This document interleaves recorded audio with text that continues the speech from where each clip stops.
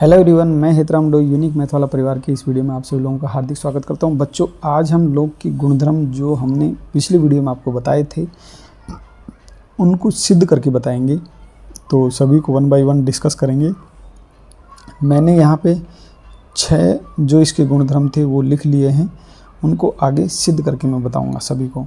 ठीक है, तो वन बाय वन डिस्कस करते हैं। तो सबसे पहले हम इसी को सोल्व करते हैं। मैं थोड़ा इसी के सामने कर देता हूँ क्योंकि जगह बची हुई है, तो जगह है तो मैं इसको सोल्व कर देता हूँ।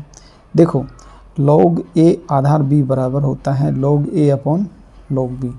चूँकि देखो इसमें ये होता है कि दोनों को अलग अलग तोड़ना हो, तो चूँकि ये दे रखा है हमारे को log a आधार b को हम ऐसे लिख सकते हैं log a, और इसका बेस में e लिख देता हूँ, बेस e लिख देता हूँ। तो ये क्या आ जाएगा, log e आधार b।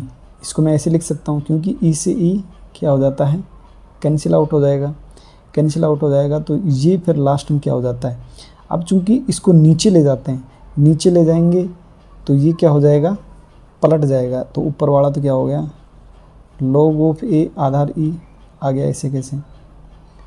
अब इसको हम क्या लिख सकते हैं, इसको फिर से दोबारा से हम इसी के रूप में लिखेंगे।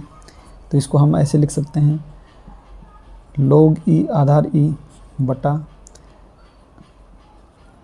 log b आधार e। ठीक है, तो ये क्या हो जाएगा,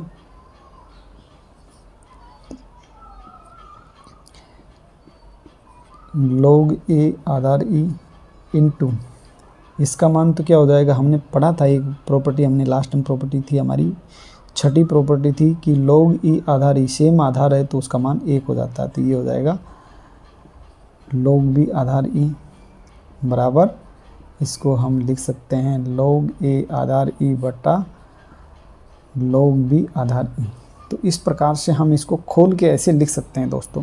वैसे मैंने इतना इसलिए करके बताया आपको समझाने के लिए, नहीं तो ये एक स्टेप में डायरेक्ट हो जाता है। जो नीचे वाला है उसको भी log के रूप में लिखेंगे तो नीचे चला जाएगा, ऊपर वाला ऐसे कैसे रहेगा। log उसमें हम कोई भी आधार लगा सकते हैं, जैसे यहाँ पे मैंने e लगा दिया। तो आधार कोई ज़रूरी नहीं कि e लगाना, आप कुछ भी लगा सकते हैं, a b c d जो भी x y z तुम्हारे को जो पसंद आता है। लेकिन एक चीज़ ध्यान रखना, कभी भी जो आधार होता है वो नेगेटिव नहीं लेता है, नेगेटिव मान नहीं लिया जाता है उसका। ठीक है ना, आधार का मान हमेशा हमेशा 0 और उससे बड़ा ही लिया जाता है, यानी कि 0 से बड़ा मान होता है आधार का मान। जो आधार का मान होता है वो 0 से हमेशा बड़ा होता है, 0 भी नहीं ले सकते हम, 0 से हमेशा 0 से बड़ा लिया जाता है। तो इस प्रकार से हम इसको सोल्व कर सकते हैं।